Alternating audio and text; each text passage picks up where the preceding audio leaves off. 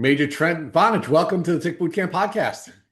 Thanks for having me, guys. I really appreciate what you guys do here. I think every time I listen to a new episode, another piece of the puzzle kind of gets slotted in for me. I'm figuring out the remaining things I'm trying to figure out in my health. So thank you, guys. Well, thank you, and thank you for your kind words, and thank you for your service. You are active military, which is really cool. We've had I think many other I guess retired military members, and folks at Tick Boot Camp know one of our favorite people in the entire world is Colonel Malachowski. We didn't get to interview her until she was retired, but she was one of the people that wanted us to interview you. So. Because you are active military, perhaps you can give a disclaimer before we get started. Sure. I'll just say that what I express here is not the official position of the U.S. government, and I'm speaking on my own behalf. All right. Because you are a very young man. For folks who are listening to this verbally, you would be surprised if you saw how young this man is, and he's already a colonel. And the last thing we want to do is Major, actually. ruining the fast path that this young man is taking to the top of the military. And we strongly believe that had Colonel Malachowski not gotten sick, she probably would have been a general. Do I you have, by the way? absolutely believe that 100%. So since Lyme disease took that blessing away from our country, we certainly don't want Lyme disease and Tick Boot Camp to take that away from us by losing you as a potential general. So thank you for giving us that disclaimer. So now let's build out your background for the folks who are listening and watching this podcast. Where are you from?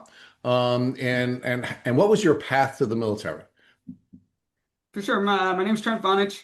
I'm a major in the Air Force. I grew up originally in Sacramento, California, actually a suburb just south called Elk Grove.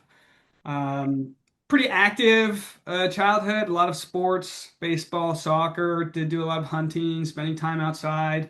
Um, but the conversation never really involved ticks. Not to say that it's not a possibility on the West Coast, but I think we could agree that it's a less common issue there. And I remember a lot about rattlesnakes, mosquitoes, and West Nile virus, black widows, but ticks never really came up. So at this time, I'm currently at the University of Washington, earning a PhD in atmospheric science, 11 years in the Air Force so far, and really enjoying what I'm doing. It's kind of not a normal path, like going back into meteorology, which was my undergraduate research, but I'm kind of doing this pivot now because I worked in Air Force Pararescue, which is a branch of Air Force Special Operations, and kind of related to all of the symptoms I've had. I'm no longer qualified to fly, and so I'm trying to do a pivot here and go teach next at the Air Force Academy. All right.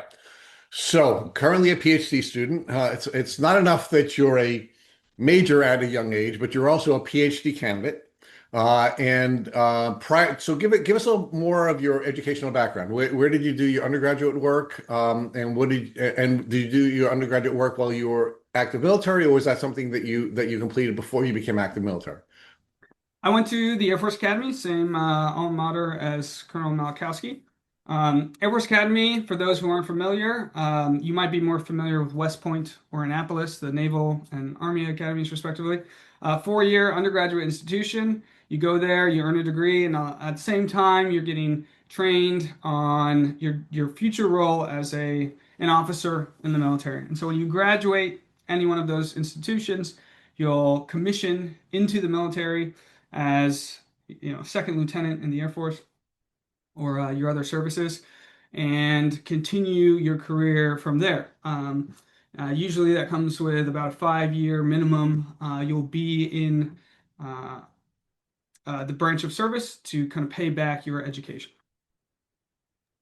All right. So now let's talk about your I guess your fast paced development from a rank standpoint. When you first joined the military, what was your rank, and how many different ranks did you surpass to get to this place where you're now Major. a Yeah. major? Yeah. And at you said you're 33, right? Correct? That's right. Yep. So everyone will graduate as a sec lieutenant. That's kind of the lowest rank as an officer in the Air Force. Um, you'll go through first lieutenant, captain, and then major is after that. Those first three are pretty default. Major is probably the first one that you consider competitive. Um, but kind of showing the picture of what it looked like for me after graduating, I actually had the chance to go right away to University of Washington, where I am now. It's kind of a full circle event. And I did a master's for a year and a half studying meteorology. Um, and that was on a National Science Foundation fellowship. After that, that's when I went back into the operational side and went through the training pipeline as a combat rescue officer. Um, Combat rescue officer leads a team of pararescuemen and also SEER specialists. So these are part of the entire Air Force search and rescue triad. Very stringent, very high washout rate career field. It's, describing what we do in general. The classic mission is a fighter pilot ejects behind, enemy lines, so to speak, and we can go and get them. And usually that's not very front of mind for people. A lot of, the historical last 10 years has been a lot of high high notoriety national disaster type events, supporting those around the world. Also help out with the NASA astronaut launches, so we serve on alert for those in case there's some sort of emergency that occurs for them. But the one that everyone will be most recently familiar with is the two pilots that got shot down in Iran recently, and pararescue went in and got those guys out of there. That was really cool. What you folks did for those two pilots in Iran. That was unbelievably cool. And I mean, you just have a cool job, right? It's a I'm really very cool job. fortunate. Yeah, Yeah, yeah. it's been a wild ride. And how can it be any cooler than rescuing people who are serving us in the capacity they are, but you also get to be on alert in the event that there's some challenge with a rocket coming back from space. I mean, holy cow, that is such a cool job. So you are building yourself out to be a really cool guy. But let's talk about the challenges that you've had. Um, and um, I guess part of what always surprises us when we speak with folks who are who are military veterans is not that they didn't receive any training during their either when they were in elementary school or junior high school or high school or even college. Um, Relating to ticks. Even here on the East Coast, believe it or not, there are no educational programs to prepare you to protect yourself from Lyme disease. But I just always assume that folks who went through military training, especially rigorous military training the way you do, doing the things you do, that an element of the training would be vector-borne illness and specifically ticks. So were you given any training at all about vector-borne illnesses and specifically tick diseases as part of your training? There's a particular phase that we'll go through, pretty much all pilots and aircrew will go through, called SEER, survival, evasion, resistance, escape. And, if there's a place to bring it up, that would be it. It's all about navigating in the backcountry, things like that. And I, I honestly don't remember it being a particularly emphasized subject. I know Colonel Malkowski kind of echoes the same thing. If it did come up, it definitely wasn't prioritized or emphasized very heavily. And in my particular case, like I was living in South Georgia at the time. Ticks exist, maybe not the most prevalent location, but when I actually got bit, I had gone on a trip up to Tennessee.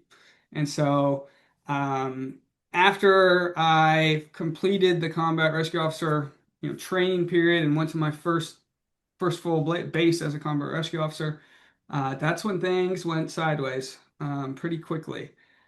Just shortly after I got there in September of 2020. So, Major, before you get into the illness, I want to focus on the tick experience. So, Sure. My understanding is that you were on a team building experience where you were going hunting with other members of the active military, and at some point you discovered that you were either bitten by a tick, or was it a rash that you discovered? How did you know that during the course of that team building experience that you were bitten by a tick? That's right. Yeah, we were up in Tennessee on kind of a group bonding type event, dove hunting. Uh, Damp day, September, stood in the field in Tennessee pretty much the entire day hunting dove. And I did not notice a tick at the time. I did not check myself at the time. Again, kind of West Coast, in a new place for the first time. Never lived on the East Coast.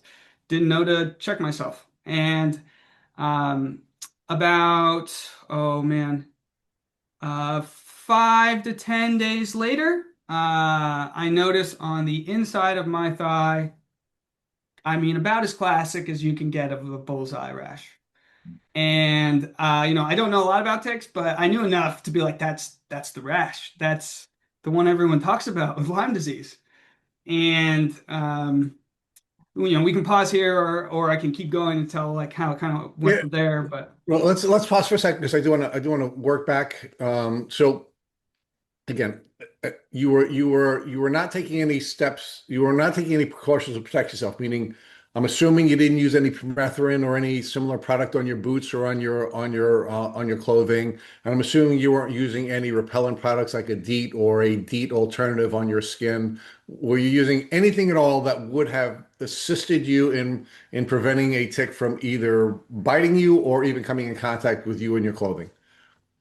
no, I mean, I had long pants, long socks, but not like sealed, around my shoes or anything like that. So, nothing more than just kind of standard outdoor clothing. Okay, but the clothing wasn't treated with any type of chemical. No, And you weren't applying any chemical to your body either. nope. Okay. So fast forward after the hunting trip, you're back home and you notice a classic bullseye rash. And by the way, Major, congratulations. That's pretty rare. I mean, you were very lucky to get that bullseye rash because that at least gave you some proof that you were bitten by a tick and that your immune system was responding to that tick bite, and it was a particular strain of a particular strain of the bug that would give you a bullseye rash. So thank God you got the bullseye rash. And did that then take you to a place where you sought treatment? Yeah, it did. Kind of putting things in context, it's September 2020. We have an upcoming deployment for our unit, so we're in a very busy phase, training up for that period. We're preparing to deploy to the Middle East, and not uncommon to have our flight, like our unit doctors around, our flight doctors, and during training. And so the next week we were doing a parachuting train up, and she was there for kind of like safety precautions. And so I grab her during that day. I'm like, hey, I have this bullseye rash on my inner thigh. I just got back from a hunting trip. What do I do? And she says, did you see a tick? And I said, no, I never saw a tick. Um, and from there, this is going to sound a little bit crazy, but she said, it's not really shown, there's a partial truth. It's not really shown that antibiotics help with Lyme disease. And I go, I mean, at this time, keep in mind, I know nothing about Lyme disease other than a bullseye rash. And so she's like, you can take the antibiotics or leave them. And I'm like, since when do patients get to decide if you get the antibiotics? In any case, I said, I guess I'll take them. I thought this was a big deal. And so I show up to the pharmacy, and there is two 100 milligram tablets of doxycycline, the prophylactic dose, despite a full EM rash on my thigh. Well, Major, we're going to pause there again because, and I think Matt's going to want to join us because Cringing uh, over here, cringing. One dose is not a prophylactic dose. And unfortunately, a prophylactic dose of doxycycline should actually be 6 weeks, and at a minimum 4 weeks, because that would be the life cycle of the Borrelia bacteria. But even worse, Matt, why don't you share with our listeners what actually, Dr. Horn shared with us with the research she recently conducted. Yeah, so that is wild. So I know Dr. Burascano brought this up as well, and it was more anecdotal in the past. But Dr. Horn from the West Coast, from the Bay Area Lyme Foundation, and her research just published a study, I don't know, about 4 weeks ago. And we had her on the podcast, and she shared with us that if you've had prophylactic doxy, one doxycycline, the odds of having a successful Lyme disease test are 5% if you're infected. 5%. So at that point, that prophylactic doxy, quote unquote, really is doing you no good from a treatment standpoint and a healing standpoint, and it's obliterating your chances of having a successful test after that prophylactic doxy. So I just think it's a really bad idea all around. And obviously, you know that, Trent, because I'm sure you've learned that since, and you've consulted with a lot of other people. But yeah, that was likely a very bad move. Not on your Yes. part, on your care team's Yeah, part. yeah. Yes. Yep. I I can't tell you how much that screwed me. I think if I had just never gotten any prophylactic treatment, like I think it would have been a much quicker get to the root cause issue. But that, as you know, I have struggled even with IGeneX to get a positive test. And I Well, think yeah, Major, the challenge, of course, is that if you're taking a test, and it doesn't matter how good the lab is, what Dr. Horn's research has definitively demonstrated is that your antibody production will be shut down, and as a result, any test that you take that is looking for antibodies will not find antibodies, or at least in 95% of the cases. So, there are some labs, and we are certainly big fans of IGeneX, and we've interviewed every one of the leaders at that fantastic lab, and we advocate for them all the time. But if you're using an antibody test from even a great lab like IGeneX, the one dose of antibiotics, unfortunately, likely shut down your antibody production. And it's super helpful to hear that there's actually like a study that points to that now. The first time I heard this concept raised was with Dana Parrish when she was interviewing Dr. Burskana, and that's when I was like, oh my gosh, like the puzzle, like stars are aligning. And all I have to say about IGeneX is positive things. Love it. I just think it is really important to remember. Like I think sometimes we think it just is so much ahead of the other tests that we forget maybe about these other aspects that could still impact.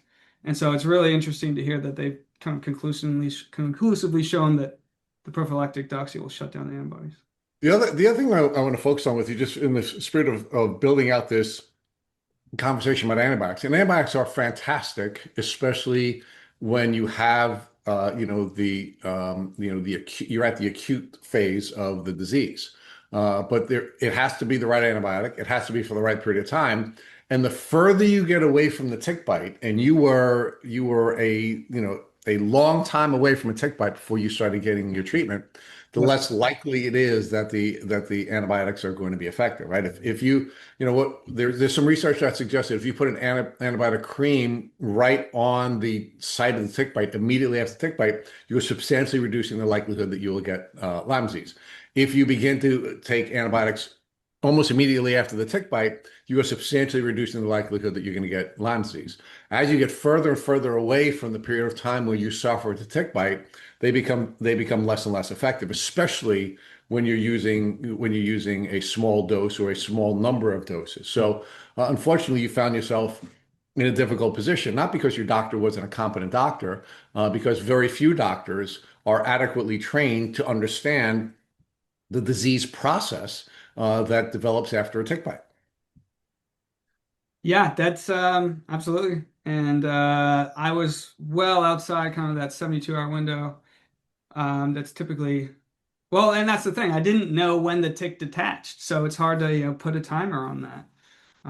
So that was that was the very start of what would be kind of it's been almost 6 years now. So to So get rid of. share with us, Major, what was the development of your symptoms from the time that you took the single dose of Doxy? Or was it two doses in one day? Or was it one dose in one day? It was How? 200 milligrams all at once.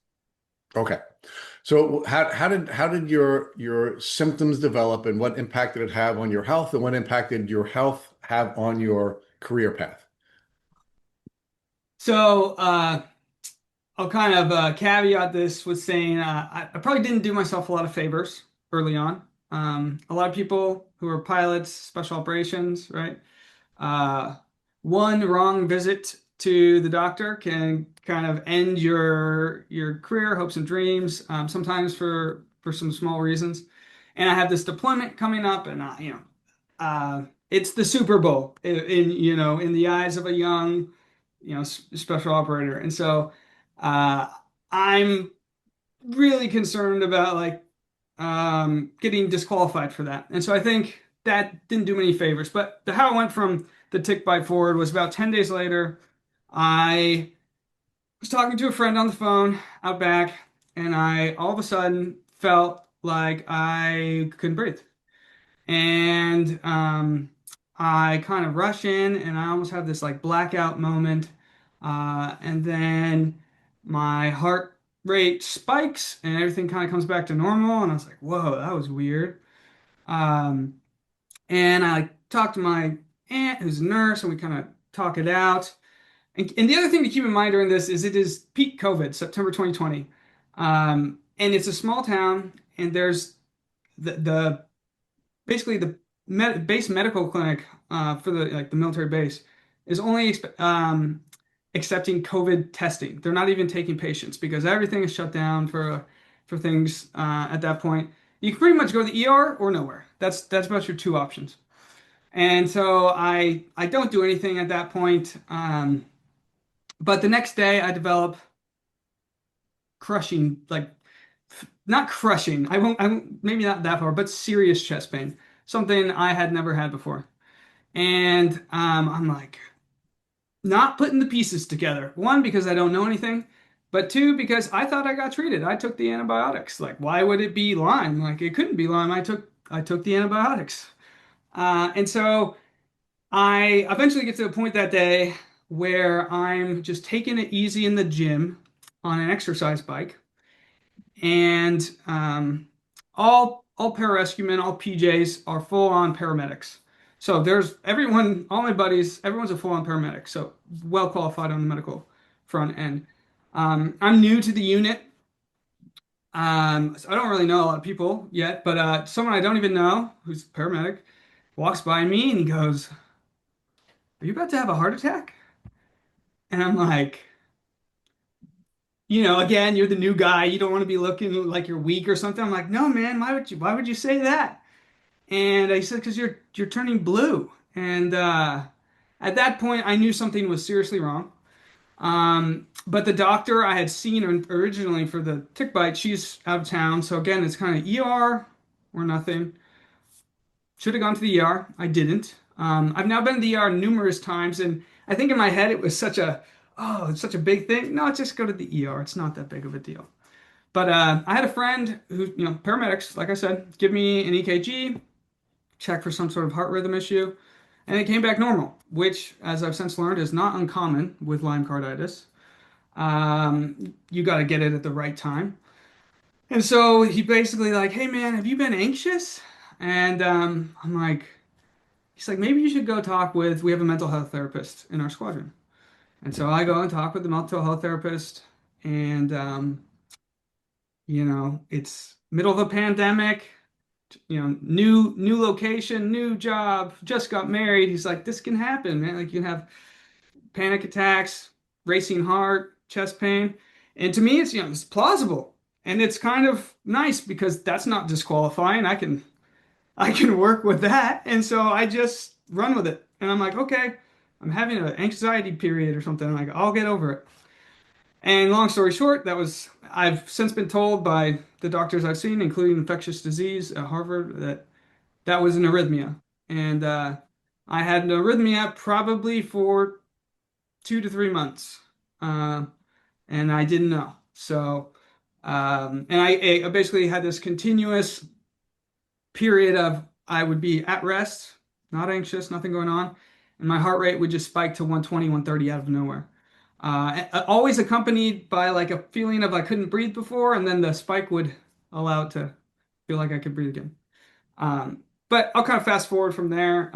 That the Well, before you do, there Sure. are a couple of things I want to explore with you. Yeah. Um, so, one of the things that I'm uncomfortable about in the treatment plan that you did or didn't have available to you is, and I never thought of this before, is not only did the one dose of antibiotics shut down your immune system or the antibiotic response to the bugs that were ravaging your body, but it also shut down your onboard diagnostic system. You stopped listening to yourself, right? Because you believe that you did what you were supposed to do medically. You went to a doctor, you went to a well-trained doctor, somebody that you certainly somebody that is in a respected position.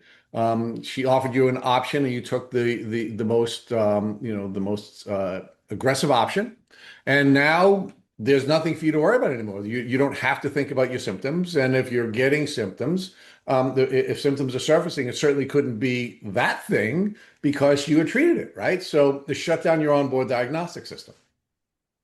Exactly. And it would take me years to piece it together because I just didn't know what I didn't know. Um, Yeah. But more importantly, you relied on a system that failed you, and you then you were ignoring your body, you were ignoring the signals, and and our onboard diagnostic system is the most important and the best vehicle for determining whether or not we are sick. I want to yeah. explore, Yeah.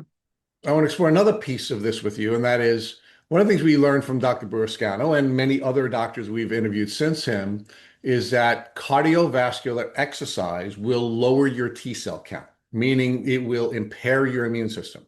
And one of the things that I was thinking of, again, as an uber fit young man, you're still uber fit, but at that time you were, I'm sure, even more fit than you were. And you're at a new unit, and you're sharing with us an experience where you're on, you're engaging in aerobic exercise to the point where you're turning blue, and somebody's coming up to you and asking you what's wrong with you, and you keep doing it, right? I mean, some of what was happening here is not only was your immune response suppressed as a result of the treatment you were given, but your immune system was being further suppressed by the activities that you were engaging in, and your refusal to even listen to your own body, and your colleagues telling you that you're turning blue. I mean, is that a part of what you think was making this making limiting your body's ability to fight off this disease? So the kind of funny part about the bike incident was, if you can call it funny, was I was I was barely exercising.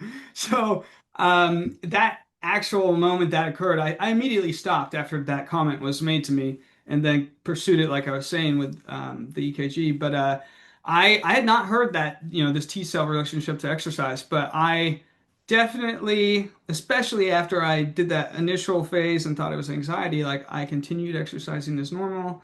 I took it easy during that period of chest pain that lasted about 2 days and then went away. But yeah, I have no doubt that it's another stressor for sure. Put our Well, bodies through a lot. that was the third thing I want to explore with you before I moved on with your story, and that is that you were in a high stress environment, right? I mean, the military is a high stress environment, and you're in a particularly high stress unit, right? Yeah. And you're moving from a place you're more familiar with to a new unit. You're moving to a place where you don't know anyone. You're moving to a place where you want to impress everyone, and clearly you're a hard charging guy. You would not have accomplished all you've accomplished in a very short period of time if you weren't hard charging. When you put all of that together, the emotional stresses that come along with that are going to be immunosuppressive as well. I mean, as we're talking about this, and as you were sharing that part of the story, I just saw this cocktail of immunosuppression coming together between the poor care you received, your personality and the hard charging personality you have, the fitness regimen that you were pursuing, and then just being in a high stress environment. I don't know how your immune system could have fought this off. Yeah, I had a lot of factors working against me. And especially in those early days, right, when you're at your first new unit and you're doing there's, another initial evaluation phase to make sure you're ready to go deploy, and you have to get qualified for that. Extremely high stress, very little sleep. Uh, I couldn't have picked kind of a worse time to have gone through this. So, Yeah. Yeah. yeah, it all adds up. So share with us now what were the next phases of the development of your illness, and how is this impacting your career path? So the next thing, kind of following the cardiac symptoms, was about a 3, 4 weeks later, maybe a month later.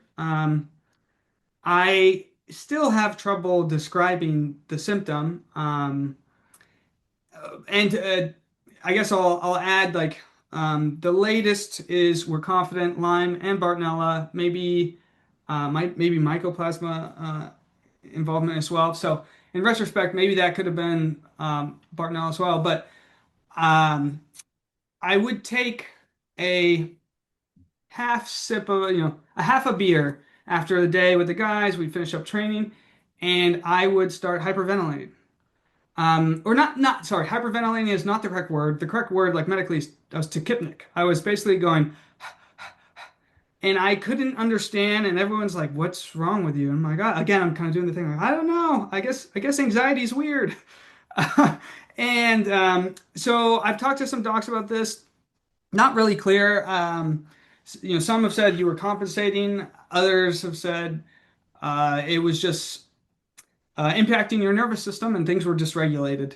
And I think that's probably the more likely answer there. But super strange kind of neurological symptoms like that, or kind of whole body involvement. And then, um, it'd be so that was about a month post bite, 2 months post bite. My right elbow just swells up out of nowhere. And this is kind of an interesting one because, again, I didn't tie it back to Lyme because I didn't know, but I go to the athletic trainer, which we have in our unit, and they're like, looks like bursitis. And it actually did look like, I've talked with doctors post, it did look like bursitis. Not true arthritis, but having kind of dove into the literature on this, it does seem like in a small subset of cases, you can actually get bursitis from Lyme as well, not just arthritis. Um, that's one thing. To attribute that to Lyme could be a little bit, a little bit harder. But if it quacks like a duck, it probably, all of these things are lining up. It seems reasonable. That's what it was. But from there, I kind of entered a better phase. I think it's kind of came down for a little bit, damped those symptoms. Um, so September 2020 was the bite. I deployed in early the next year, and during the deployment, I just started developing all this migrating knee pain. I go, I'm like, why does my knee hurt in a different spot every day, like nothing I'd felt before? And I go to the physical therapist that's deployed with us, and she's like, you've started to develop arthritic symptoms in your knee. And I'm like, what is wrong with me? It feels like something's out to get me. It's Lyme. But so that's kind of the first 6 months. And, after the deployment, come back, kind of rest up. I definitely have like a more moderate phase where, yeah, achy knee, kind of like, um, feeling run down, but I think things have stabilized at least at that point. So that's kind of through the first year or so, how it was looking. So if you want to comment on any of that, we can, or I can keep on going. No, no. Let's continue because, of course, you again are now showing very classic Lyme disease symptoms where you have migrating symptoms, right? And the way you're reacting to it is like, what's wrong with me? What's happening to me? And well-trained medical professionals who should be aware of all of the. I mean, you're a war fighter, right? The United States of America is paying you to be in peak physical shape. We surround you with all kinds of medical professionals, and you've listed a whole bunch of them. Whether it be medical doctors, trainers, physical therapists. I mean, it's not like you weren't staffed up with people who were there with the responsibility of making sure that you, as a warfighter, would be fit to do what it is that we're paying you to do. And you have classic migrating symptoms, which is a clear sign of Lyme disease. But clearly, what's happening is you're seeing it all happening and not making a connection between all of it, despite it all happening. And none of them are making a connection between all of these migrating symptoms. They're just sort of looking within their own specialty, their own channel. All right, we'll treat your elbow today. We'll treat your knee tomorrow. And nobody's connecting all this in a way that would have allowed you to have an early diagnosis. Right. I think that's another difficult part of especially in special operations, like very common to get beat up, like all kinds of injuries from skydiving, from wearing a ruck all day long with your back, and you name it. And so for so long, I just thought I was like, well, I was injury prone, and we know that can be related to all these things, but it just felt like, um, it felt like I was almost putting it on myself, like, I just maybe I'm not good enough, maybe I can't keep up, like, why am I getting all these injuries when other people don't seem to be getting as many? But in either case, it is common to get these injuries in special operations, and so um, it's easy to kind of overlook. I guess. So I'm glad you're more forgiving of your medical professionals than I am, but we'll move on. So share with us now. You're a year into now post bite. You have your migrating symptoms. You are regularly seeing healthcare professionals. No one is certainly suggesting to you that you be tested for Lyme disease. Nobody's making a connection between all these migrating symptoms. They do have the built-in excuse that you are you are a warfighter who's training in a number of different disciplines, and you're going to get banged up. So okay, despite the mental health challenges, anxiety, and all kinds of migrating symptoms, it's all just because you're overtraining. And so share with us how things go for the next year. So I come back from that deployment, and towards the end of the year, November 2021-ish, I get a really bad stomach bug, like nothing I've ever had before. Very, aggressive, like spasming of my intestines. And it lasts, for about 48 hours, and never quite goes back to normal. This is when like gut symptoms kind of develop. And whether or not it's all connected, we know all of these things are connected. I still am working through like figuring out if there's some sort of dysbiosis going on in that front. I'm sure there probably is. But I from that point on, basically loose stools every day for the next 4 years, borderline diarrhea every day. And I'm like, it didn't, I go to the doctor, I'm like, I kind of had this stomach bug and it just never went back to normal. And they do all the oviparasite testing and that comes back negative, and they're just kind of like hands in the air, like maybe it's IBS. And, you know, um, maybe it is, but, there's also this piece sitting on top here kind of contributing perhaps. But at the same time, just days after this stomach event, I start having weird muscle twitching, and I get fasciculations, which I still have.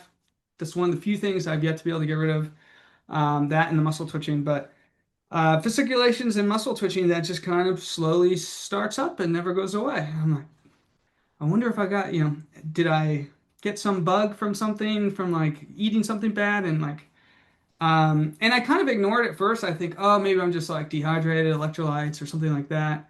But it never goes away. And so that started 4 years ago and continues to this day. Um, from there, so this is the end of 2021. 2022 kind of developed more fatigue, fragility type feelings. And that's when I first start noticing terrible nerve pain whenever I drink alcohol. Um, and talking with other patients, that doesn't seem too uncommon. 2023, that's when I move to Seattle from Georgia. This is when I start my PhD. Uh, it's kind of a weird career path to go from rescue to PhD, but at the time I was really interested in trying to become an astronaut. That seems probably unlikely given the strict medical requirements that they have at this point anymore. But I've always loved the weather, and so studying meteorology here now at University of Washington, getting PhD is an awesome experience. But it was also a chance to maybe start figuring out what the heck is going on with me. Um, and we can pause here or keep going, but this is when I started to notice like a variety of other symptoms like urinary urgency and anger issues, like very embarrassing level of anger issues, which turns out I moved into a very, very moldy apartment. Okay, let's pause there because that you're certainly triggering my interests because of the anger.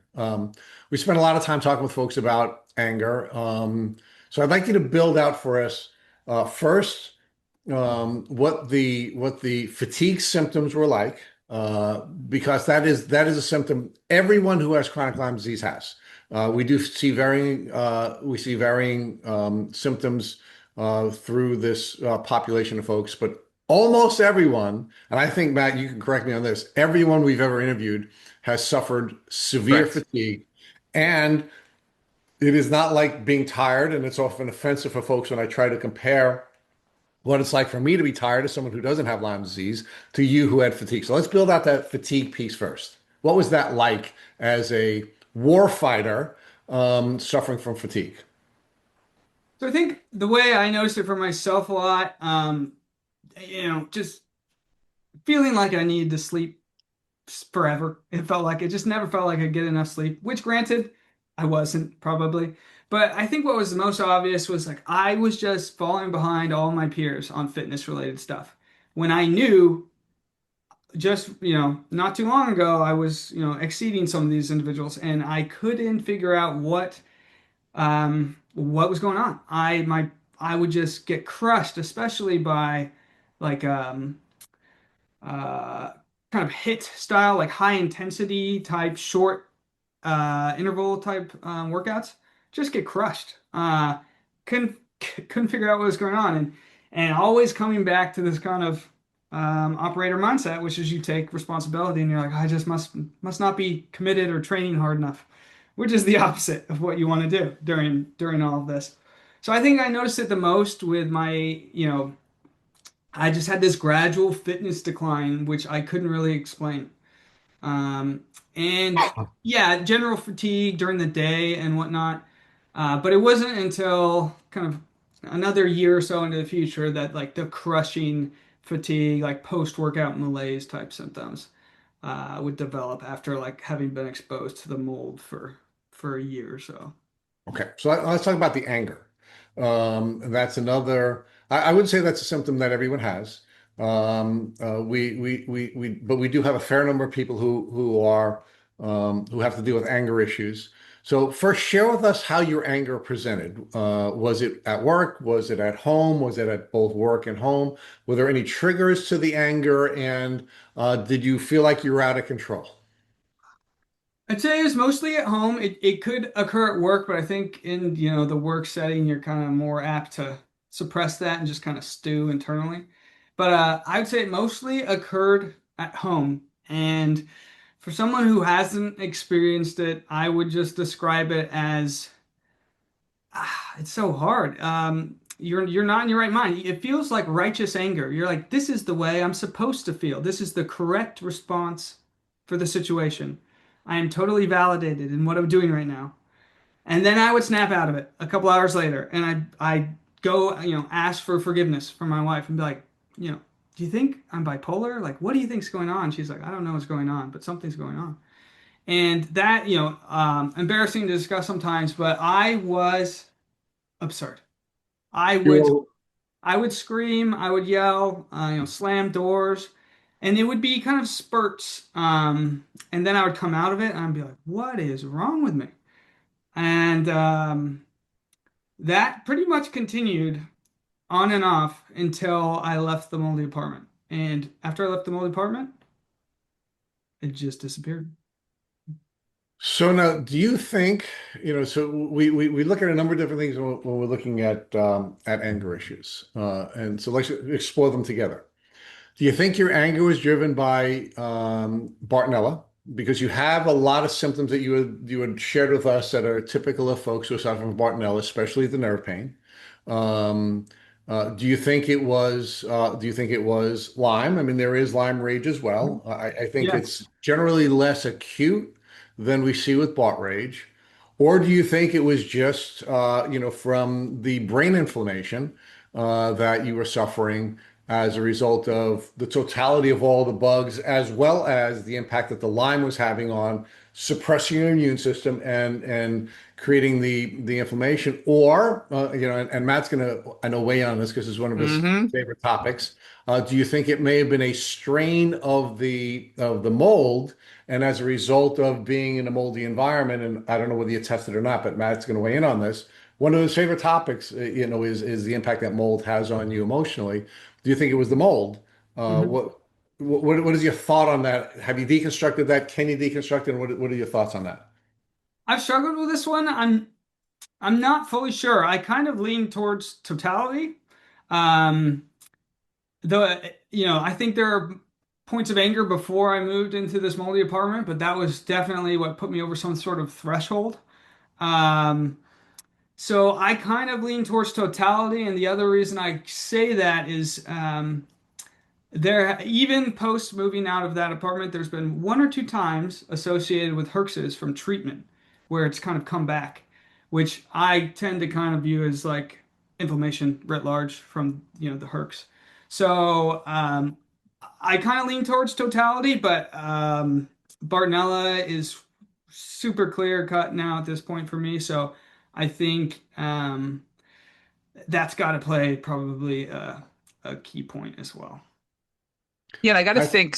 So jump in real quick. I have to think that Bartonella has been proven to cause rage as well, right? And that's a lot of the work that we're seeing Nicole Bell do through Galaxy Labs and her research, that we're finding that the actual microbe of Bartonella can cause Bart rage, which she believes is more strongly associated with anger and rage than Lyme rage.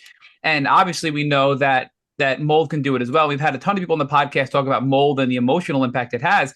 But I think the fact that when you left your moldy apartment and the rage dissipated seems to be that there was an association. But I think you're both right that it's probably the pot boiling over theory, like Dr. Roll says, where you had such inflammation, and when you remove the exposure of mold contributing to the inflammation, it wasn't causing that severe emotional response because inflammation was at a more manageable level. But then fast forward, you're herxing from a potential treatment, right? Is that then also causing more inflammation, causing the rage to return or recur because of the inflammation from the aggressive treatment and the herxing? I think that's kind of the what I'm hearing, Trent, and I'm curious if you would agree. I think it sounds like you are. I think I'd agree with that. The other piece that's kind of I'm just remembering that helps me kind of think that the mold piece is really a key player was I would also have the anger would also be associated at the worst periods that the most sick I was. It would be post exercise. And so Hmm. I think some people have kind of commented on like stirring up mycotoxins, maybe post exercise. I don't know why Lyme or Bartonella would do that. I'm sure it could. It's hard to say, but it kind of seems consistent with some ideas expressed around uh, releasing toxins while exercising. Maybe Does that still happen to you to present date or not so much? it's pretty much all gone. Okay. Yeah, I'd be Yeah. curious. The reason I'm asking is I'd be curious to see if you were to take some binders because I generally feel better post exercise when I'm taking binders, gut herbs, detox herbs. When I do that, I feel so much better physically and emotionally after cardio than I would if I didn't do that. And I think it's because it's helping me it's stirring the toxins up, it's Mm. stirring the pathogens up, and it's allowing my immune system to be stimulated and kill those pathogens, but then you got to get rid of them. And if you don't get rid of them, you're causing that inflammation, I think, right? So I'd be curious to test that with somebody listening. So if anybody listening to this podcast is in that situation, please report back if you can. But I think you're right. I think it's all related. But what put mold on your radar? You didn't even have a really Lyme diagnosis yet. So how did you think to look for mold in your apartment and then realize how severe it was to even move out? Because I know from our pre-interview questionnaire, there's a story you want to share with us about your neighbor in your apartment and some wild story that happened with that person. So maybe you can kind of bridge those two together for us. Yeah, it is a wild story. So we can move forward to January 2025. This is about the time when things are the worst for me. I have a moment where I'm at a New Year's Eve party, haven't had a lick of alcohol, can't, causes nerve pain, and I start to feel like I'm gonna pass out. I get like some electric zaps in my like lower back area, and I go home from the party. And this is when I'm like, something is really wrong. I'd still like I've been going to doctors kind of on and off, but nothing had come up, right? Like they'd run tests and everything looks normal. Your levels are pretty much in normal ranges. Um, but um, I get to this point where I just like I've got to figure this out myself, and so I I start diving through my medical records, and it's not until practically the second page where I see the tick bite, and this is when I'm like, oh my gosh, maybe it's this, and so I just start listening and reading and. This is when I basically got connected with Colonel Malachowski. I stumbled upon a podcast with her and Dr. Stephen Phillip, and I heard her story about how she showed up to her flight doc and they thought it was spider bites. And if you guys remember that. And Yep. and they didn't give her an adequate dose of doxy, and she went downhill and developed all these symptoms. I'm like, I think this could be it. And so I cold message her on LinkedIn and I say, hi, my name's Trent. I went to the Air Force Academy. I listened to your podcast. I think what happened to you is happening to me. Can you help me? And we're texting by the end of the day. We text the whole day. And she says, I think you're right. And I want to get you to Harvard to see my doctor. Hmm. Uh, and it's also about this time that I've also pursued just locally in Seattle, a functional medicine doctor.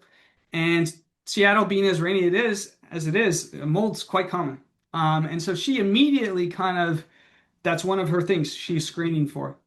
And I'd also listened to Neil Nathan at that point. Yeah. And just even before seeing the functional med doctor, he had mentioned real-time labs. I'm like, I'm gonna test myself for this. And the reason I did that was because we had a terrible smell coming from our master bathroom in our apartment for about 2 years, just like a off moldy smell. And we had asked maintenance to come and investigate it, and they said, "Oh, it's the P traps in the sink." Basically, if you guys are familiar, the little U at the bottom of the sink, they said, "Oh, the water's evaporated out of that, and it's letting sewer gas back up." And they're like, "You must have been on vacation recently," and we're like, "No." And so they're like, yeah, it's not mold, can't be that. And so again, not knowing what I don't know, I'm like, okay, it's not mold, or it's not mold in our apartment. But I do the real time lab test, and long story short, it's glaring positive for everything. Um, my wife does it. It's glaring positive for everything, and I haven't really mentioned it yet, but she has started to develop her own symptoms, particularly night sweats. Um, Oh. and kind of commonly think of Babesia on that one. She's been screened, nothing in that regard, but mold can do as well. Uh, and so, uh, in retrospect, what makes it even more obvious was I did the recommended kind of common thing of taking glutathione before doing the lab, get a better result, and Provoke it. Yeah.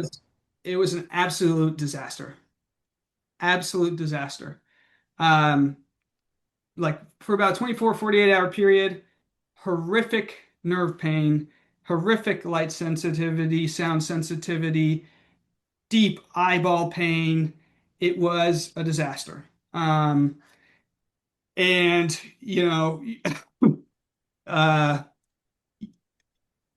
I'd yet to get to this point of shifting away from gritting my teeth. But I gritted my teeth because again, I was like, what am I gonna tell people? Not knowing what I don't know. I took glutathione and it made me.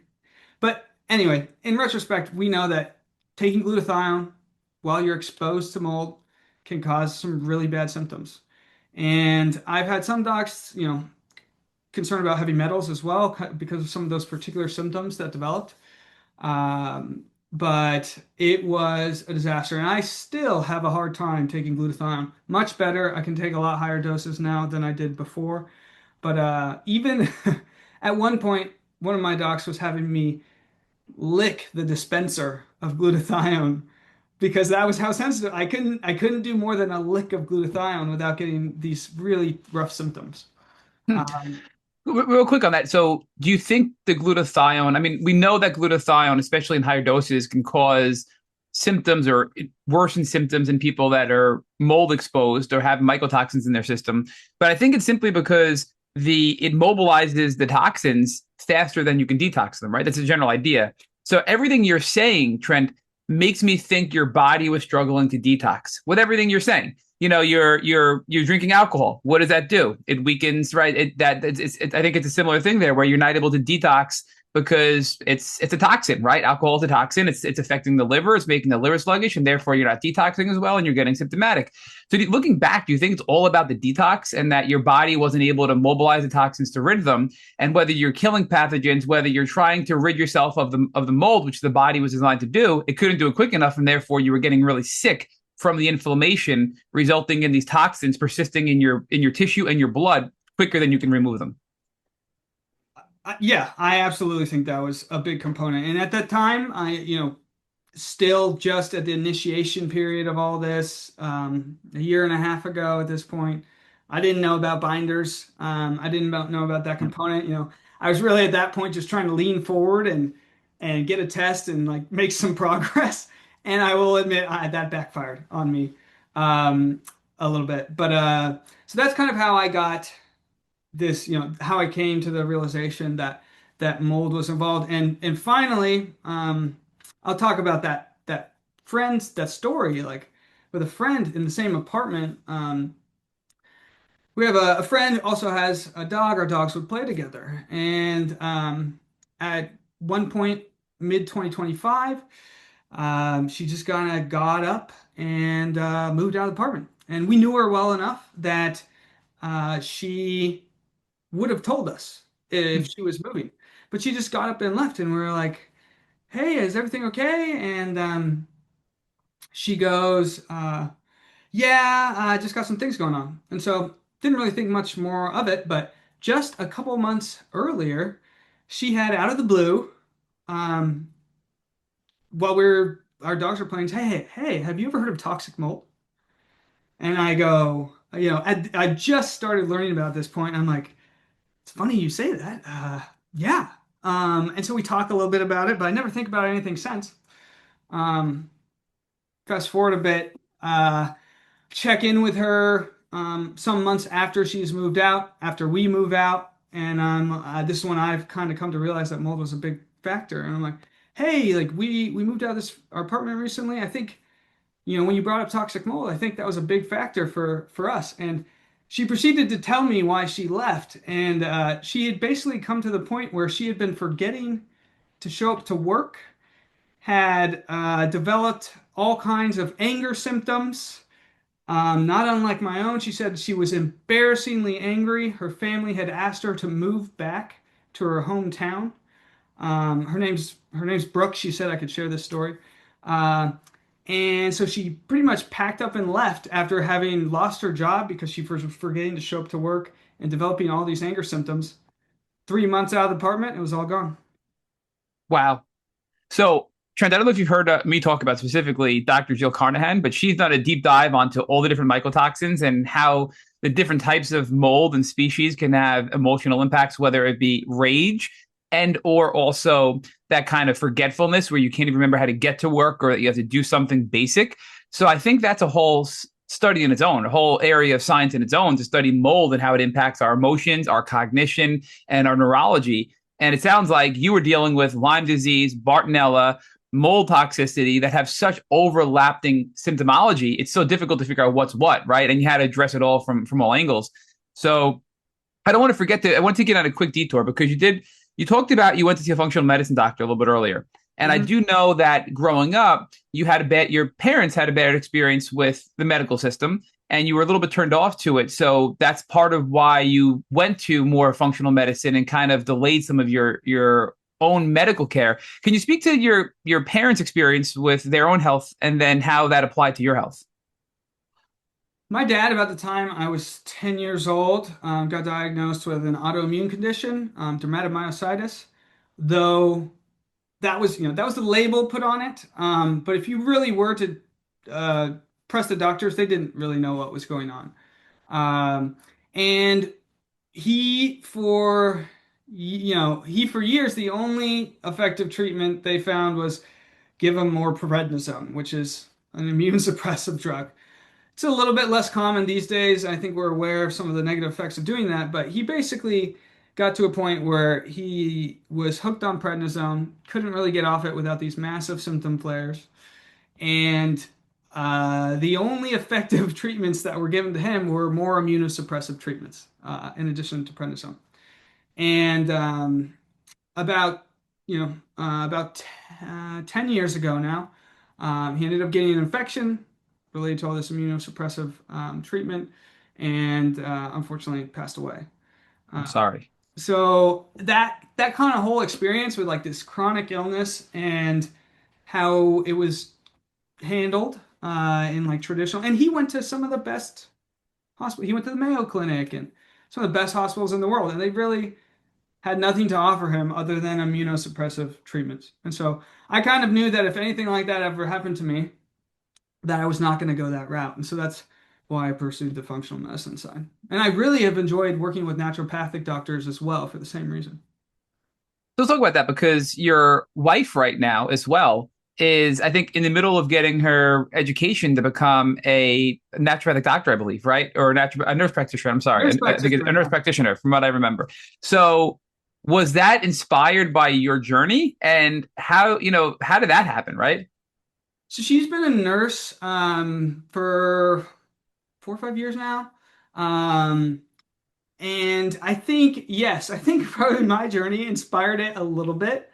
Um, but she has also become, if you ask her, hey, why did you want to become a nurse practitioner? She tends to focus on like similarly like this culture of pills for solving your problems rather than lifestyle adjustments and getting at the root cause of what's going on with your body instead of putting a bandage on it, getting to that root cause. And so she's actually doing functional medicine certification at the same time.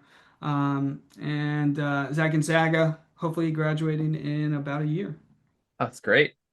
So let's fast forward now. So you still don't have a Lyme diagnosis, correct? I don't. That's January of last year, so a year and a half ago. Wow. Uh, But you're learning a ton and you're doing a lot that's helping you indirectly and you don't even know it for your Lyme diagnosis that's to come. So thankfully you get yourself out of that moldy apartment. And are you doing things to it? How are you detoxing the mold once you're out of the apartment? So are you doing binders? Do you learn about that? Are you able to tolerate glutathione once you're out? Walk us through how you're detoxing the mold once you're out of the apartment. so I actually only got out of the apartment November of last year, so a little over 6 months ago. But the mold is the first thing we recognize. So the functional med doc I'm working with, Seattle Functional Medicine is where it was. I think they've changed their name now to Sante Health. In any case, yeah. binders and glutathione. When we realized that I really couldn't handle glutathione, it was just solely binders. And I tend to go in spurts of like being aggressive with treatment and then waiting and slowly observing sort of thing. So that was kind of a slow phase that went through the summer. But honestly, it wasn't until I got out of the apartment that then all of a sudden I can take a lot more glutathione now without problem.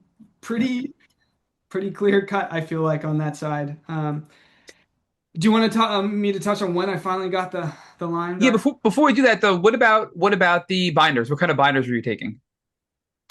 The Quicksilver Scientific Universal Toxin Binder, that was the one that they recommended. And so that's primarily what I've taken. I've also taken chlorella at times. Oh, Um, chlorella. I'm glad you brought that up. So you see, if people are watching on YouTube, they're going to see Rick shaking his head. So Trent, I have to ask you because you've already shared, so I don't think it's TMI for you. Did chlorella give you any kind of diarrhea or GI related issues when you took it? um, I I don't think it did. Did Because you? by then, I think you had a healthier gut. Unfortunately, just this no, this is a joke for anybody who listens often to the podcast. Rich cannot take chlorella. He takes one, and he cannot leave the bathroom for an entire morning. He had to cancel all of his clients for an entire morning because he was in the bathroom. Major, do not believe that. Matt is, but you're not supposed to lie to a major, Matt. It's not true. But it will when you were sharing the story about having the 4 years of the runs. I was wondering whether or not you were taking chlorella because for me, once I get up to like 7 or 8 chlorella, I have the runs. And Matt has bullied me into revisiting that 3 different times, and I've gotten the Yes, I runs three have. different times. So that's the end of chlorella for me. But Matt has constantly made fun of me about that and pushed me into having Rich, 2 additional experiences. we're gonna fix your gut dysbiosis offline. Trent and I are gonna speak to you. We're gonna mentor you to get that dysbiosis resolved. We're gonna. So the functional medicine doc I'd seen who originally diagnosed the mold, um, she wanted to work on my gut as well and recommended a grain-free diet. She always does that as a trial, not gluten-free, grain-free, all grains. And within 2 weeks, my gut went practically back to normal. It was something else. Wow. That what we essentially realized was I had developed a gluten sensitivity, non-celiac. I've since been screened for celiac. Even had an Yeah. endoscopy because of another symptom I haven't mentioned, but like ongoing burning, like upper GI stomach area. Hmm. And yeah, like I have since removed gluten and it has, back to 80-90% of normal Wow. within a couple weeks. So I don't know how gluten sensitivity can be tied into Lyme or any of this, but Hmm. it happened. So I do want to ask you about a follow-up because one of the things we learned early on this podcast that really fascinated me because people don't talk about it much, but we were able to extract it out of them. And you put it in your pre-interview questionnaire and you brought it up front is your urinary urgency. And I think, for such a young person, a young, healthy person, that's extremely uncommon. So, a lot of women have had that on this podcast. I had it myself personally. So I'm curious, if you can describe what that was like and what specifically you think helped you when it came to that urinary urgency and why that develops in Lyme patients. I could not, I could almost not make it to the bathroom a few times a day. It was just like all of a sudden, 0 to 100. Uh, I just had the worst sensation of needing to pee, right? And I I tend to attribute that to the mold. Same. You got these toxins, your kidneys are trying to excrete them, and you're trying to hold it in by not peeing, right? So, I that's and that was also really correlated with the exercise too. Like post exercise, it would be even worse. Yeah. And so that's another thing that as soon as I left that apartment, it was gone. Hmm. Um, so that apartment too, I'll just kind of rounding out. We then eventually did do an ERMI, the mold toxins in the dust test Yep. came back positive for Stachybotrys and one Aspergillus as well. And we called in the apartment maintenance to inspect further, and eventually, by doing moisture probes, they brought in a team. They found that our toilet had been leaking for at least 2 years into the Wow. floor, and hence the source of the. So, but it sounds like it wasn't just you guys because it was your neighbors as well. So I think it was a broader problem in your apartment. I mean, so I don't know. That's I think, true. That's true. I still it just blows my mind hearing Brooke, her story, like how parallel it was to mine in the anger and the not cognitive issues and then leaving and it all alleviating. So yeah, sometimes I wonder how much the entire apartment could be impacted. yeah, I'm sitting here with perplexity right now. And I'm punching in the species of mold that you put in your questionnaire. And right, the top ones are it's anger, it's slowed cognition. I mean, your neighbor, slowed cognition, yourself, anger, right? So I mean, it's black and white to me that what you ended up finding from the ERMI versus what you were experiencing, there's a direct correlation right there. At a simple, just a couple of keystrokes to see that, right? So yeah, let's talk about now the transition because when did you eventually get your Lyme treatment, a diagnosis? How did you get it, and then what was your plan to treat? So Colonel Malakowski hooked me up with her infectious disease doctor at Harvard, Dr. Donna Felsenstein. One of the most professional, helpful doctors I have ever met. And I mean, we've all met some great doctors. This is the most professional, thorough doctor I have ever met. She's been at Harvard for 30 years at infectious disease, so lots of experience. And is involved with like a Lyme kind of initiative through Mass General there. That's where I've seen it, Mass General. Um, but I get evaluated by her. At this point, I show up with an IGeneX panel already done because my functional medicine has started to like catch on to this. And I told her I'm going there to get evaluated. Um, it's negative for everything. I did the full panel minus a couple indeterminates in the Lyme immunoblot, which we have since talked about why I was likely negative due to that. Yeah. But uh, Dr. Felsenstein is, informed enough to know, and I tell her the same story I've told you guys, and she hears how I received the 200 milligram dose, and she's like, "This will blunt your antibodies. I'm going to diagnose you anyway, despite the fact that you have a negative IGeneX." And so at that point, we kind of had to decide like, do you want to pick Lyme, not having like a slam dunk diagnosis, or do you want to go with a doxy? And so without the slam dunk, at that time I opted for the doxy, and so I did 30 days of doxy, and it didn't do anything, if I'm being honest. But I think that may have been because I was still in a moldy apartment. Yeah. And I've wondered what would happen if I tried that again.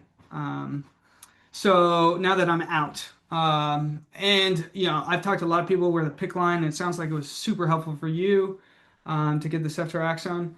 Yeah. But so far, I've had good luck with the herbs, which kind of comes through later. But the other thing I did while at Mass General was I saw neurology there and got a consult there. During all of this, I went to the ER one night related to a full lower body numbness that occurred. Mm. It was short, about 15 seconds. My whole lower body went numb. I'm like, oh, another one of these symptoms. But I went to the ER to be safe, and I told them what had been going on. My primary care in Seattle had like put me in for consults with neurology and infectious disease as well. This was kind of pre Colonel Malakowski, but it was gonna be 6 months before seeing anybody. So like that was the wait time. So I wanted to see like maybe in the ER we can make a little bit of progress, figure something out. So they were willing to give me a brain MRI in the ER, and that's when a lot of white matter lesions were discovered. And I brought that MRI to the neurologist at Harvard, and he kind of had three differential diagnoses. And one of them was you have a heart defect, you're throwing microclots into your brain all the time. We ruled that out. Another was brain parasites. We ruled that out. And the last one, Bartonella. Hmm. And so he felt that, um, having eliminated those other two, like the last thing he could think of was Bartonella, which is pretty hard to test for as it is. So, and kind of, when you go to Mass General, it can be like a one-time thing depending on your situation because they can only see you and treat you locally. There's no, virtual. So like I would have to travel back and forth between Seattle. So it's kind of like this one-time initiation, see what we can figure out. And so I got the Lyme diagnosis from Dr. Felsenstein, the Bartonella suspicion from Dr. Taha in neurology. And then I kind of came back with that information to Seattle, and that's when I started looking into local LLMDs to start attacking those too. So walk us through the LMD that you found and what treatment you proceeded with and why you chose to not go get an IV PICC line and you went the herbal route. So I first saw Dr. Kim Iller, who is kind of like a student of Marty Ross, who you guys have had on here. And it's funny, like when I first got sick, Dr. Ross was not back in Seattle. He was living in another city. Now he's back. So I've kind of toyed with going and seeing him too. But in any case, he wasn't around when I first got sick. So I saw Dr. Iller, um, who who helped me through kind of like with Bartonella. And then I later went and saw it's called Avon Medical, local place, naturopathic doctor, Dr. Edwina Bogatsky. And that's kind of where I settled based on like how insurance worked out and whatnot.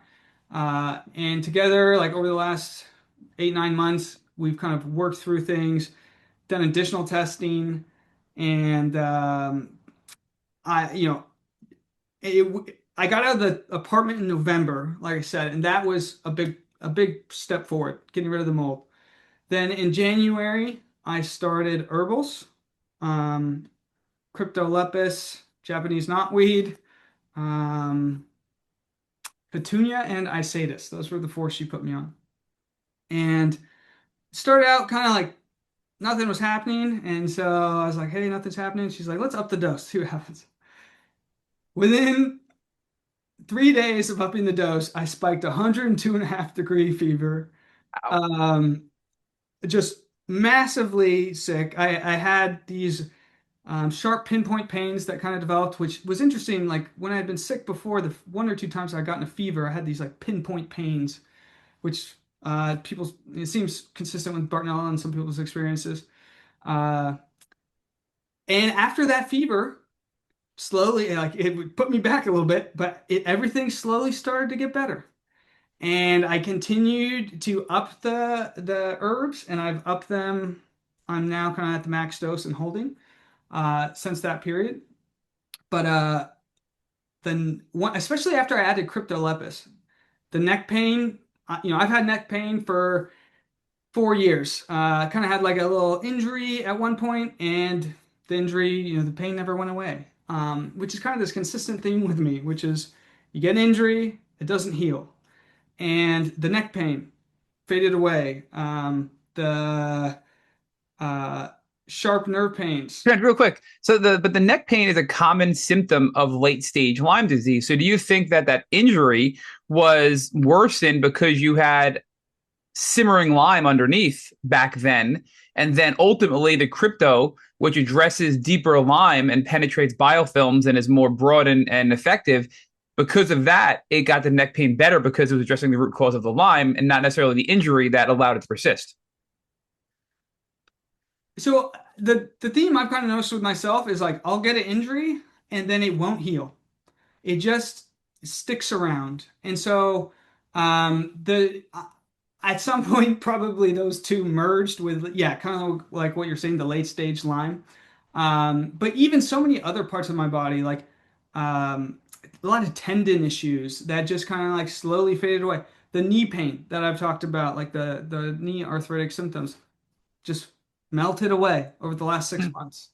And so I've really gotten to a pretty good point post, during this herbal treatment where I feel kind of like 80%-ish, which is, pretty great It's from where great. I was. Can do most everything. I think pushing too hard can sometimes take me over the edge. But I have had a really good response to the herbs. Yeah, so Trent, I think you and I have to coach Rich offline because Rich also took the Restore Kit several years ago as a non-Lyme patient, and he calls me up and says, "It made me sick. I threw it out." And then he calls me back the next day and says, "Oh my goodness, I was herxing. I should have known that. We run a Lyme podcast. I need to take it, right?" And now it began that he's been on the Restore Kit and he's been able to tolerate it. But then similarly with the Cryptolepis, which is very strong. And so what's interesting is with the crypto, I didn't have that response to the chlorella where I had massive diarrhea, but it did when I took Cryptolepis, and I did the Rolls version of it, which also had some gut herbs. So I think it was a combo of the both. But it really messed me up for a good week. I had to take it at night because I couldn't even be out and about from taking it because like I mean, I had to run to the bathroom. I'll leave it at that, right? So, but I think sometimes it's worth it because yeah, that means it's working, right? But this brings me to my next question. This causes a lot of debate in the community about toughening it up and pushing through a herx because you said you had these high fevers which could be dangerous, but then you felt better because of it. Now, do you think you had to be that tough to get through the fevers to get the benefit of the treatment, or do you think herxes potentially could be too severe and we have to be careful? And I think that's a very difficult conversation in our community. I think you can definitely overdo it. I like when I got that fever, I backed off for a little while, lowered the dose, kind of allowed myself to re-regulate, and I didn't really touch on it, but yeah, whenever I upped the dose on the Cryptolepis, like I would get herc symptoms. Um, and the first time I'd ever heard like I feel like a good analogy for it, I was listening to Dr. Kinderlayer, Yep. who I just discovered recently, but like kind of the same era as Dr. Burskano and some of these others, but he talked about good hercs versus bad hercs. And he said the good hercs, it kicks your butt for a day or two and you feel additional symptoms, but it doesn't stick around and just take you down for an extended period. And you'll feel better on the other side of it. And so I've kind of used that as a guide for upping my herbs and making sure I don't go too far. So I do want to have one or two more questions before Rich wraps it up. Because I know we've had you on for quite a bit, but let's talk about now the military medicine approach and how it's very rigid and has remained unchanged. Because part of what you shared with us offline is that the military doctors basically said to you, you need to leave your Lyme doctor and treat with us as a military doctor, or there's going to be consequences. And you're like, look, you're not offering the care that I need, so I have to take care of myself first. But that caused some problems. And tell us how, because like I believe that's something you're going to be able to effectuate changing. I mean, with Colonel Malakowski and what she's done for training, with you and your knowledge and your background and your good communication skills, I think you can effectuate change in that area. So when I read that, it stuck out. But share with our listeners what that, go a little bit deeper about that experience and how that's motivated you now to become an advocate, come on this podcast, and help fight for change. So I've had a good overall experience, I think, working with flight medicine in the military related to all of this. So I'm kind of in a unique situation where I'm separated from the base at University of Washington. So I like see local doctors and then I kind of relay back to the base what's going on.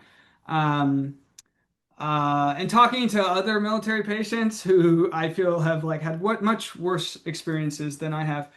But ultimately, like the symptoms I had disqualified me from flying, and so there's a process you have to go through in order to get back on status to be able to do your job as it pertains to flying, working in search and rescue, flying helicopters a lot.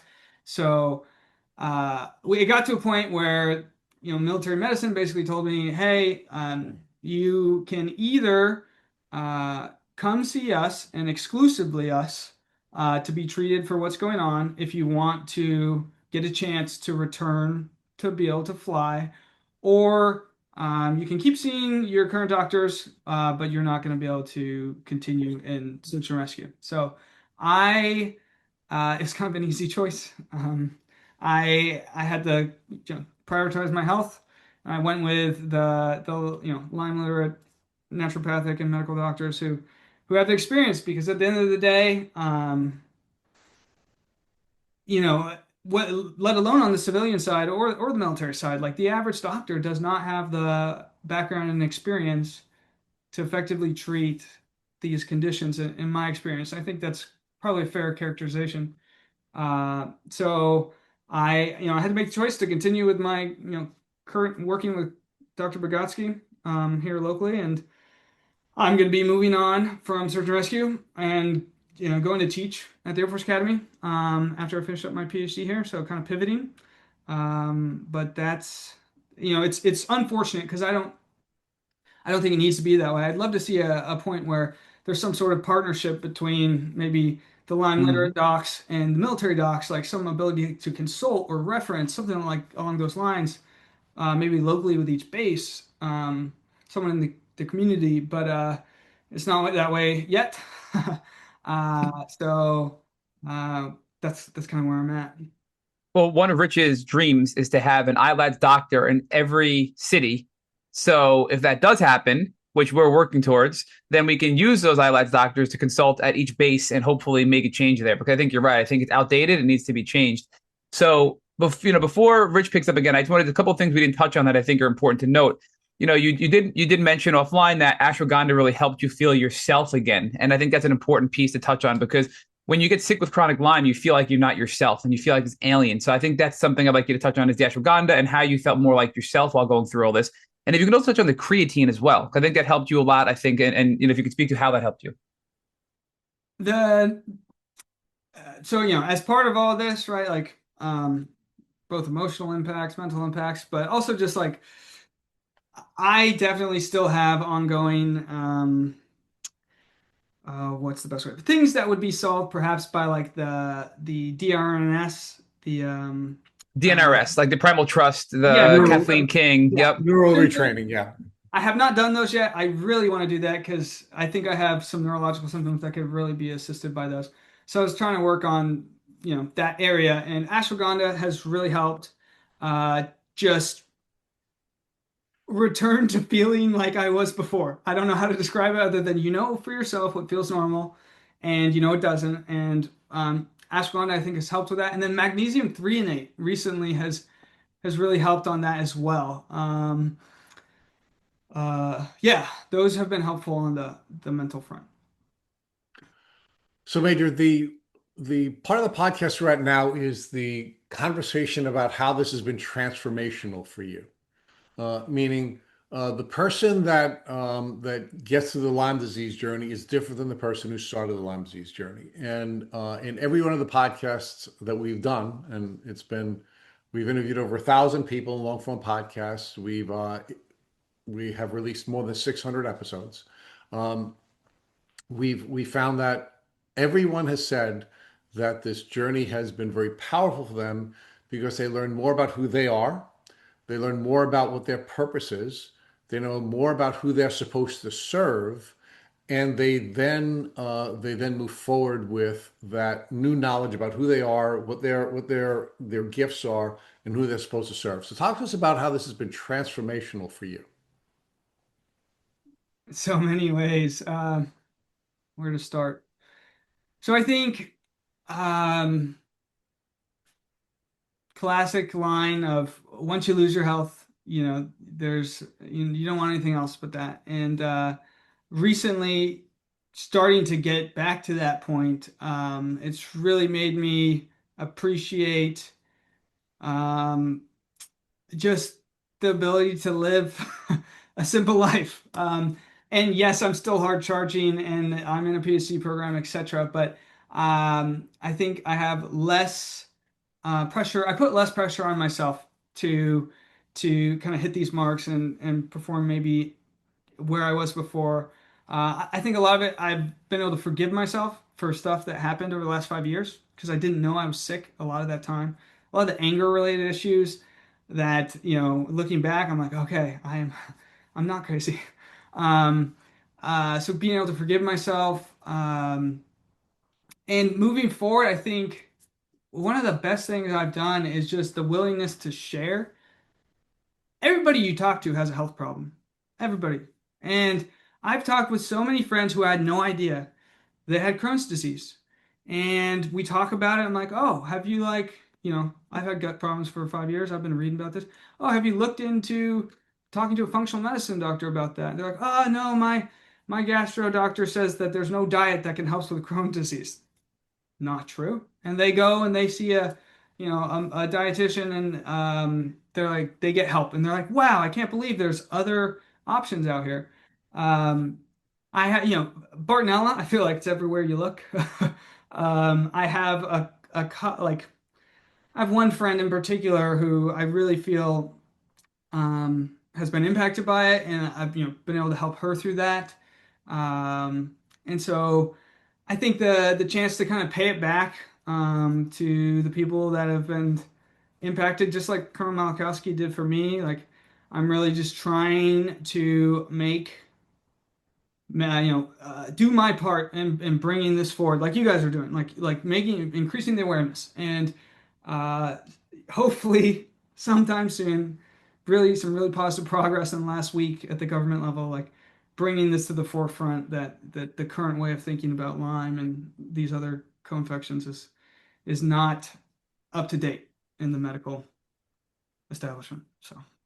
So another one of the thoughts that I had while you and Matt were talking was that I think in addition to additional training for warfighters, so that they can keep themselves safe from vector-borne diseases, and you're going to be in environments where bugs are going to be biting you, and there are steps you can take to protect yourself. You are going to be in environments where ticks are going to bite you, and there are things you can do to protect yourself, right? So, and Colonel Malakowski, and we're all big fanboys of hers. Has certainly begun to do some work in that regard, where she's working and working with setting up protocols so that there is additional training for folks in the military. But another one of the thoughts that I had today in listening with you is there really needs to be not only to protect the folks who are in the military, who are kind enough to do that work and to protect our freedom, but also to protect us from you. If somebody suffers a tick bite and somebody has Lyme disease, there should be consistent follow-up to make sure that you're doing well, right? Because you are a warfighter, right? You are a trained military warfighter, and you're going home to a wife, who is going to be in a pretty difficult situation if your anger gets to a point where you lose control. So from the standpoint of, so one of the parts of your story that I find really disconcerting is you had a tick bite, you were treated by a military doctor for a tick bite, you had classic Lyme disease symptoms. You weren't treated for that, but there was no protocol in place to track you to both make sure you remain healthy so you continue to do the good work that you signed up to do, but also to protect the people around you so they would be safe. Making sure that you're healthy. So part of what I think, my takeaway from, this really great podcast, you're a fantastic speaker, and you've shared a really, really powerful, a powerful story.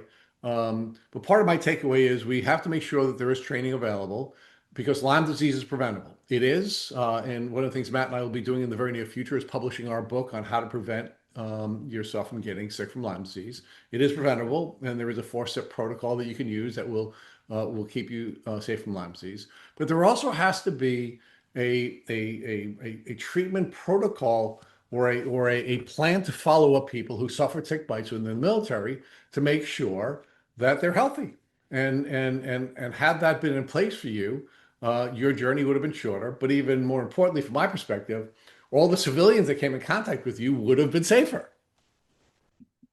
I think that's fair. Yeah, I think follow-up's important. I think, man, I don't want to sound too pessimistic, but I think before you can get someone to buy off on follow up on Lyme in the military, like you kind of got them to get them to believe and recognize that it's chronic.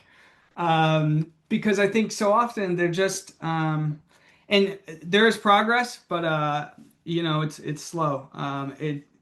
the old guard either has to get updated or move out. So I feel very confident with folks like Colonel Malachowski and Major Vonich that we are going to have the ability to make this kind of change in the military. So I am really blessed to have met you, and I'm even more excited about the future of changes in the military now that we have a second very powerful voice in this conversation. But before we go, there is one more thing we want to make sure that we address because. You are doing some great work academically, and you're actually been doing some work with AI. So before we leave, I think there's a tool that you're developing that folks can use so they can advance their capacity to learn more and more about where the standards are and the developing standards and research. So let's first talk about, of course, the connection between clinical care and research, right? Because the standard of care in a clinical setting is going to be driven by the data that comes from research. So it's really important that we make sure that we have tools available to us so that we can find research that's on the cutting edge. Because as Lyme patients, we are outliers. We're not going to be able to be treated with the traditional standards of care. And in order to be able to help our doctors to help us to receive the kind of treatment we need, we have to be enmeshed in the research. And you're doing something really cool to help people get access to that information that they can bring to their practitioners. So help us with that. Talk to us about what you're doing and how folks might benefit from learning about that other part of the really cool guy we have on this podcast. love to share about that. So as part of my PhD research, I kind of got to a point like there's so much literature out there, and so often like there are tools that can kind of keep you up to date in a general sense, but a lot of times we don't have time for a general sense. We need the few things that are going to move the needle forward on the things we're interested in. And so I built a tool called Lit Digest that Can you spell that? LITDIGEST, Lit Digest. So literature except lit digest, short Yeah. for literature. Would you guys be open if I screen shared? Please, Sure. please. Yeah, Yeah. yeah, I'll just screen share the page real quick. Can you guys see that? We Yep. can. And real quick, Trent, just for those that are not watching on YouTube, but they're watching or listening, I should say, on like Apple Podcasts or Spotify, the website is litdigest.app, correct? That's right. Yeah. And so what this tool does is basically it follows a number of preprint servers. So kind of if you're not watching right now, there's a list of different preprint servers that it follows. So some people might be familiar with Archive or BioArchive or MedArchive, but these are just places where papers tend to get put before they're all the way published in a journal.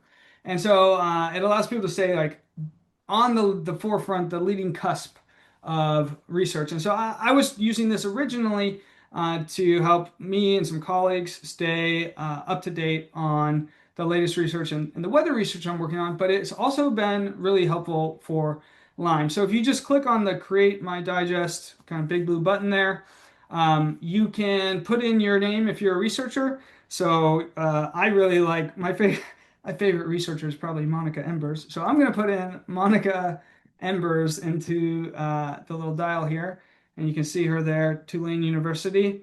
So if you have kind of a published background, you can pick yourself, or if you want to follow a particular researcher and what they're kind of doing, you can click on them. And then it just, when you click on their name, it autofills a little focus for you. You can fill in that research focus yourself. For those not kind of watching video, there's a little box that allows you to type what you're interested in. You just use plain language, and then all you do is add your email and sign up. And you're going to get a once a week email with the latest papers that apply to the thing you're interested in. And it does a really good job of matching specifically, not finding the kind of stuff that's sort of related. It's exactly what you're looking for, or you don't get anything, which is kind of where I'm at. Like, I don't have time for a lot of extraneous stuff.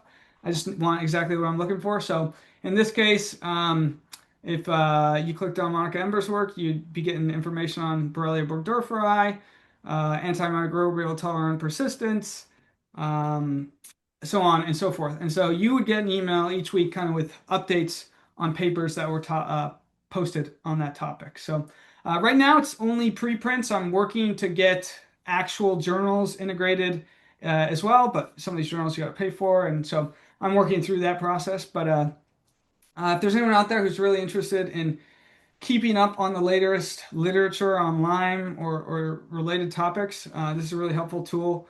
And I'm just trying to put this together as kind of a way to give back as well and help people out in their journeys.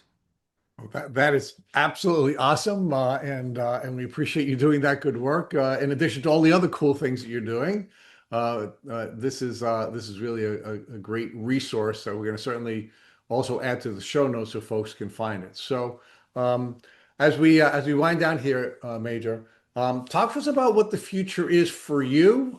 In addition to, I guess, continuing to build out this really cool tool that you've built, what is the future for you? I guess the becoming an astronaut is off the table. So, what is on the table, and what kinds of cool things can we expect from you as you move closer and closer to becoming a general?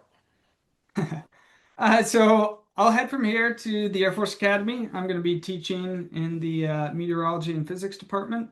So my particular research right now is focused on atmospheric predictability. So from a fundamental standpoint, like what is the absolute best we can do in a weather forecast? That's what I research. The mathematical limit, if you will. And so I focus on that question. And so I'll hopefully continue to do research on that while teaching at the Air Force Academy.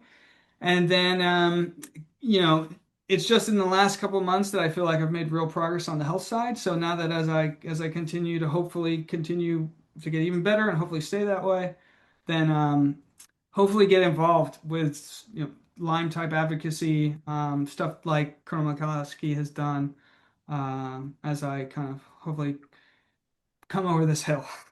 Well, please stay in touch with us. Please let us know, what you're doing and how we can help you in any way. One of the things we share with all the folks who have been kind enough to be guests on our podcast is now that you're here, you're a part of the family. Our podcast is your podcast. Our platform is your platform. And anything that you're doing in the future, please let us know so that we can promote that and let folks be aware of how they can be helped by following you and the good work that you're doing. Thanks so much, guys. I really, really appreciate getting the chance to come on.